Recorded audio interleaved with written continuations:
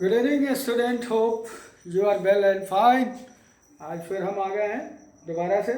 पिछले में हम लोगों ने क्या पढ़ा था? Exit control loop. और शायद लूप के सारे कॉन्सेप्ट आप लोगों ने क्लियर कर लिए होंगे। वीडियो को एक दो बार रिपीट करके देख लिया करिए, जिससे क्या होगा कि आपके जो थॉट्स हैं, छोटे छोटे बेसिक्स हैं, वो क्लियर हो जाएंगे। अभी हम जो इसके बाद वाला वीडियो बनाएंगे उससे प्रोग्राम पे होगा, कैसे प्रोग्राम के कॉन्सेप्ट को क्लियर करेंगे और इन सारी चीज़ों को एक साथ यूज़ करेंगे। लेकिन उससे पहले एक चीज़ समझ लेते हैं। कई बार क्लास 9th और 10th में एक चीज़ पूछी जाती है, inter conversion between the loops, है ना। होता क्या है, एक लूप है, लूप में कुछ स्टेटमेंट, कुछ कंडीशंस, कुछ इनिशियलाइजेशन दे दी जाएंगी और उसको दूसरे लूप में कन्वर्ट कर देना होगा आपको। तो कॉन्सेप्ट अगर क्लियर है आपके सारे लूप्स के, तो बड़े आसानी से आप क्या कर लोगे, इंटर कन्वर्जन कर सकते हो।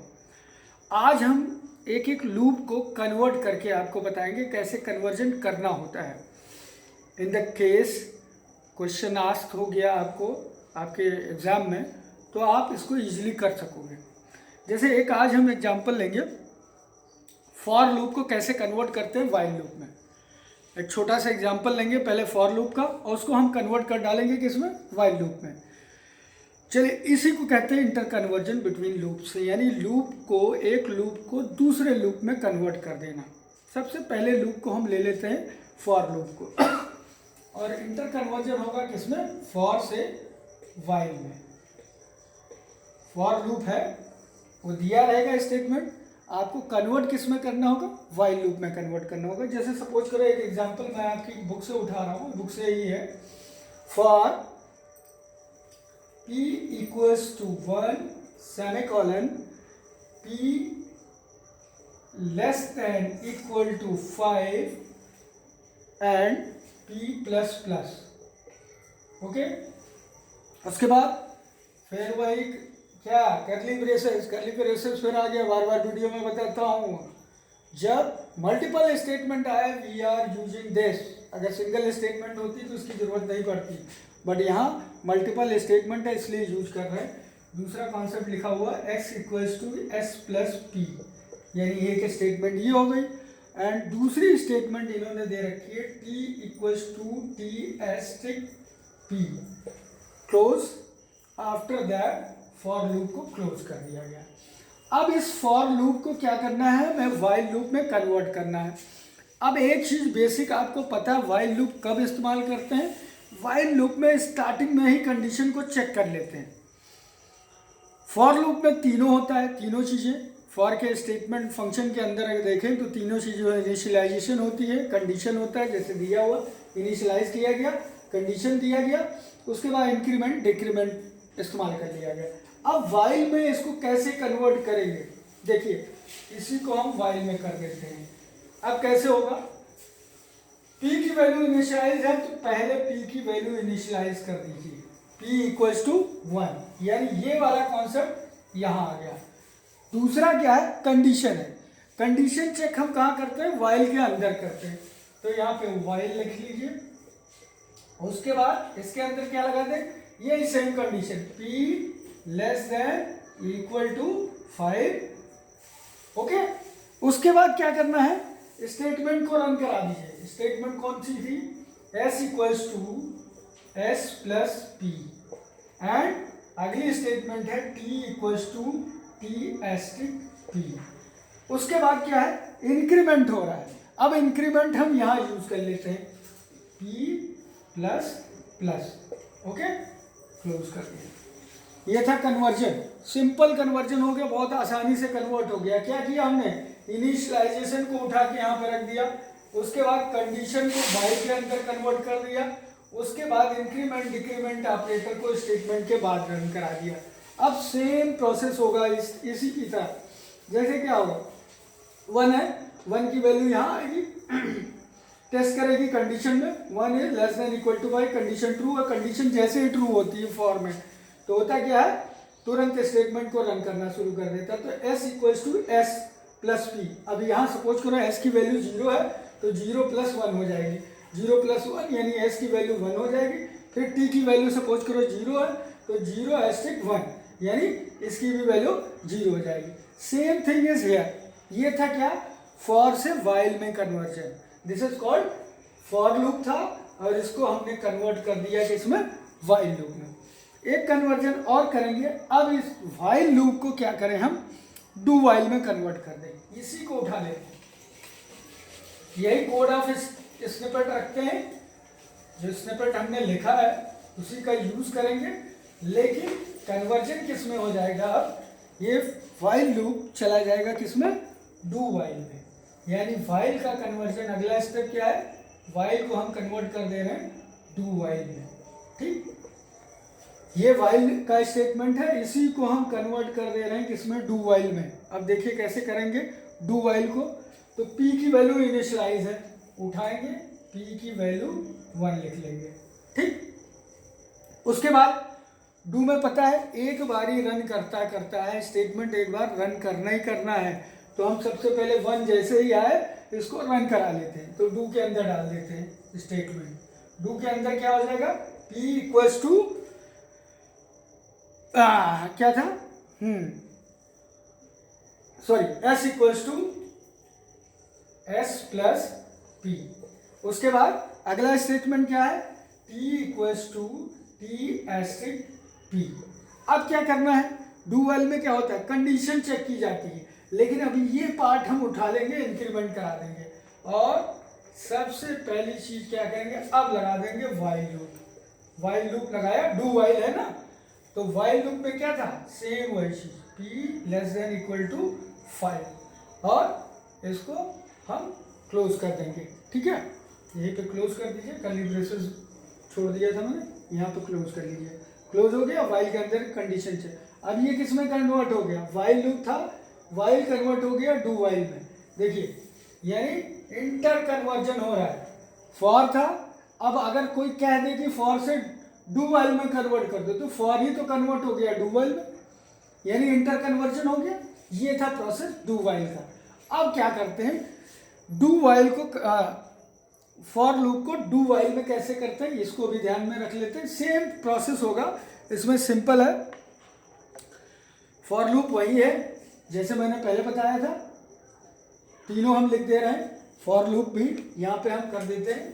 सपोज करिए ये डू वाइल हो गया, अब इसी को अगर हमें कन्वर्ट करना हो फॉर लूप में, तो क्या करेंगे, फॉर लूप के लिए सिंपल सा आइडिया यूज कर लेंगे। डू वाइल को हम किस में कन्वर्ट कर रहे हैं, do while is going to be converted into for loop. For loop में करना है, फट से वही चीज कर लेंगे, फॉर लूप लगाएंगे, p की वैल्यू इनिशियलाइज कर दो 1, और कंडीशन में जो लिखा हुआ क्या लिखा है, p is less than equal to 5 and increment decrement operator p plus plus. ठीक है, ये लगा दिया, कर्ली ब्रेसेस उठाया, फट से स्टेटमेंट लिखनी शुरू कर दी, s equals to s plus p and t equals to t asterisk p। ये क्लोज हो गया। आफ्टर दैट क्या करेंगे, स्टेटमेंट बंद कर देंगे, खत्म, क्लोज हो गया। ये हो गया क्या, फॉर में कन्वर्ट हो गया। तो ये इंटर कन्वर्जन हुआ किसमें, फॉर से वाइल लूप में। वाइल लूप को हमने डू वाइल में कन्वर्ट कर दिया, और डू वाइल को हमने कन्वर्ट किस में कर दिया, फॉर लूप में। अब इंटर कन्वर्जन किसी का भी आप इजीली कर सकते हो, कोई भी स्टेटमेंट दे दी जाएगी, आप उसको यूजली कर सकोगे। एक कॉन्सेप्ट और ध्यान दीजिएगा, 10th के लेवल का है, लेकिन 9 से 8 सीख लोगे तो अच्छा रहेगा। एक होता है यूजर कंट्रोल लूप। ये लूप क्या है, ये यूजर पे बेसिकली नहीं डिपेंड करते हैं, ये लूप रन करते हैं कंडीशन के अकॉर्डिंग, लेकिन हम चाहते हैं कि हमारा लूप तब रन करे जब हम चाहें, तो ऐसे लूप को हम लोग बोलते हैं यूजर कंट्रोल लूप। ऐसे लूप जिनका iteration depends upon the user, यानी जो यूजर चाहे, जो कंप्यूटर इस्तेमाल कर रहा है, उसके हिसाब से आइटरेशन हो, लूप चले। तो उसके लिए एक छोटा सा एग्जांपल लेंगे, हम एक छोटा सा 4 की टेबल प्रिंट कराएंगे। टेबल पढ़ा होगा आप लोगों ने, क्लास सेकंड फर्स्ट में जो है आपने सीख लिया होगा 4 की टेबल, 4 1 जा 4, 4 2 जा 8, 4 3 जा 12, मारे भी गए होंगे कई बार, लेकिन आज मार नहीं खानी है, आज प्रोग्राम में उसको कन्वर्ट कर देना है। वही बेसिक चीज़ को हम किस में कन्वर्ट कर देंगे, चलिए कन्वर्ट करके दिखाते हैं 4 की टेबल को। और किस में होगा, यूजर कंट्रोल लूप। ये लूप क्या थे, this is not depends upon the user, but अब की बार जो हम लेंगे वो होगा यूजर के जरिए टेबल को प्रिंट कराएंगे। देखिए एक इंटीजर टाइप का डेटा ले लेते हैं आई, ठीक है, आई की वैल्यू फिक्स कर देते हैं 4, ठीक। अब क्या करते हो आप, टेबल जब लिखते हो तो 4 into 1 equals to 4, 4 into 2 equals to 8, 4 into 3, concept देखिए, यानी ये वैल्यू फिक्स है और इसीलिए हमने क्या किया, आई की वैल्यू इनिशियलाइज कर दी 4। उसके बाद एक और वैल्यू लेंगे जो बढ़ती रहेगी, यानी 1 के बाद 2, यानी इंक्रीमेंट हो रहा है, इंक्रीमेंट यानी यहाँ कहीं ना कहीं हमें प्लस प्लस ऑपरेटर का यूज करना पड़ेगा। तो जे की वैल्यू पहले फिक्स कर दो, क्या फिक्स है 1, यानी टेबल कहाँ से स्टार्ट हो रही है 1 से, 1 जा 2 जा 3 जा 4 जा 5 जा 6 जा, ऐसे ही तो स्टार्ट होती है। तो 1 हम फिक्स कर देते हैं, जे की वैल्यू 1 ले लिया, आई लिया, दो डेटा, दो वेरिएबल लिए, एक आई जिसकी वैल्यू फिक्स कर दी 4, अब ये हमेशा रहेगा, इसको इंक्रीमेंट कराने की जरूरत नहीं। दूसरी हमने ली जे की वैल्यू, लेकिन ये हमेशा चेंज होती रहेगी हर कॉन्सेप्ट पे। अब क्या करेंगे, एक स्ट्रिंग ले लेते हैं कि टेबल 4 इंटू 1 किया 4 आया, उसके बाद यूजर चाहे कि आइटरेशन बढ़े, 4 2 जा भी देखना है तो वो एस दबाए या नो दबाए। यस दबाएगा तो आइटरेशन बढ़ेगा, नो दबाएगा टर्मिनेट कर जाएगा। यानी यूजर के ऊपर डिपेंड करता है कि 4 1 जा 4 तक देखा, 4 2 जा देखना है, 4 3 जा देखना है, 4 4 जा देखना है। तो ये क्या है, यूजर पर डिपेंड कर रहा है, यानी यस करेगा तो टेबल आगे बढ़ेगी, नो कर देगा तो वहीं से रिवर्ट बैक कर जाएगा। इसके लिए एक स्ट्रिंग ले लेते हैं, स्ट्रिंग एम वेरिएबल लिया, एम टाइप का वेरिएबल, और उसमें आपको भी पता है string is the group of characters. तो कैरेक्टर कौन से हैं, YES, इनका ग्रुप बना दिया, और जब भी ग्रुप होता है तो इनको इनिशियलाइज करने के लिए डबल इन्वर्टेड कॉमा का इस्तेमाल करना पड़ता है। अब क्या करेंगे, एक वाइल के अंदर कंडीशन लगा देते हैं, वाइल, और इसके अंदर लिख देते हैं m डॉट इक्वल्स, ये फंक्शन है, फंक्शन के अंदर m डॉट इक्वल्स, यानी m की वैल्यू अगर s हो जाती है तो आइटरेशन होगा, यहाँ से ये निकल के आया, ठीक, m डॉट इक्वल्स, और उसके बाद इसकी वैल्यू फिक्स कर देते हैं कि क्या होनी चाहिए, s होगी तभी होना चाहिए, उससे पहले नहीं होना चाहिए, यही हम कह रहा। तो while m dot equals s हमने कर दिया, ठीक। अब क्या करेंगे, टेबल क्या हो रही है, अगर ध्यान से देखें तो टेबल की वैल्यू अगर देखें तो जो वैल्यू आ रही है, वैल्यू को मान लो p, और इसको मान लो i, और इसको मान लो j, तो p इक्वल्स टू क्या हुआ i एस्टिक j, ये कॉन्सेप्ट चल रहा है अगर ध्यान से देखें तो यही कॉन्सेप्ट हम कहाँ लिखेंगे, यहाँ पे क्या लिखेंगे, p equals to i asterisk j, ठीक, यानी मल्टीप्लिकेशन हो रहा है किसका, 4 और i क्या और j का। वेरिएबल क्या है, variable is just a container which is holding a value, और वैल्यू हमने पुट कर दी क्या 4 और 1 पहली कंडीशन में।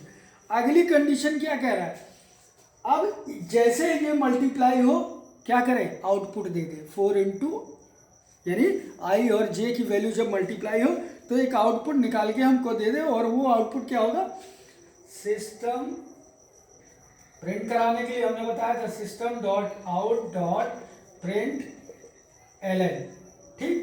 अब एक वेरिएबल और ले लिया है क्या, m टाइप का, तो यहाँ उसको भी डिफाइन कर दो, कॉमा करके p इनिशियलाइज कर दिया, ठीक। अब p के अंदर वैल्यू स्टोर होगी, i और j की जो मल्टीप्लाई होगी वो वैल्यू आएगी यहाँ पे, और इसको हमने क्या किया, प्रिंट करा लिया, खत्म, खलास, फिनिश हो गया। आगे बढ़ जाएंगे, अब क्या है, पहली कंडीशन तो ये हो गई, दूसरी कंडीशन क्या है, 2 होना चाहिए, यानी अब j की वैल्यू क्या है, 1 से 2 हो जानी चाहिए। तो j की वैल्यू पहले 1 थी, अब 2 करने के लिए हमें क्या करना पड़ेगा, j प्लस प्लस लगा दिया हमने, यानी अब 1 से 2 हो जाएगी इसकी वैल्यू जब यहाँ पे पहुँचेगा। उसके बाद फिर से क्या पूछेगा, पहली लाइन में तो प्रिंट कर देगा, लेकिन दूसरी बार यूजर से पूछेगा, यूजर से क्या पूछेगा, भैया आगे की टेबल आपको देखना है कि नहीं देखना है, देखना है तो यस या नो दबाना है। तो आप यहाँ लिख दो वांट टू कंटिन्यू, यानी आप आगे बढ़ना चाहते हो, ठीक। और इसके अंदर क्या फिक्स कर दो, S/No, S/No और बंद कर दीजिए, ठीक। ये हो गया आपका, यानी ये यूजर से जाके पूछेगा कि आउटपुट होना चाहिए कि नहीं, आगे बढ़ना है कि नहीं करना है।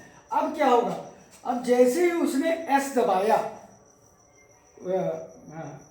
उससे कीबोर्ड से, तो क्या करेगा, एक लाइन होनी चाहिए जो इससे मैच करा दे, इस कंडीशन से मैच करा दे।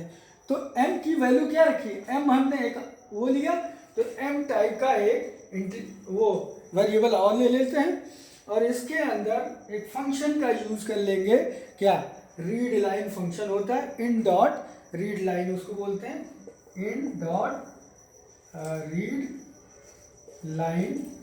और ये फंक्शन होता है, ये क्या करेगा, इस लाइन को रीड कर लेगा और रीड करके किस में ला देगा, m में, और m जब यहाँ पहुंचेगा तो m डॉट इक्वल्स टू क्या है, s। अगर s है तो कंडीशन क्या होगी, ट्रू हो जाएगी, आगे बढ़ जाएगा।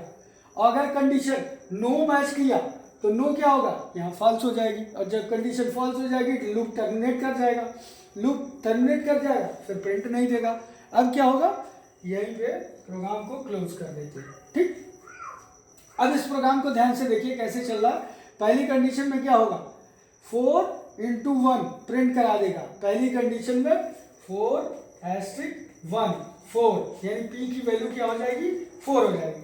अगली लाइन में ये जब बढ़ेगा तो j की वैल्यू क्या हो जाएगी, j की वैल्यू हो जाएगी 2। अभी क्या थी, 1 थी, अब 2 हो गई।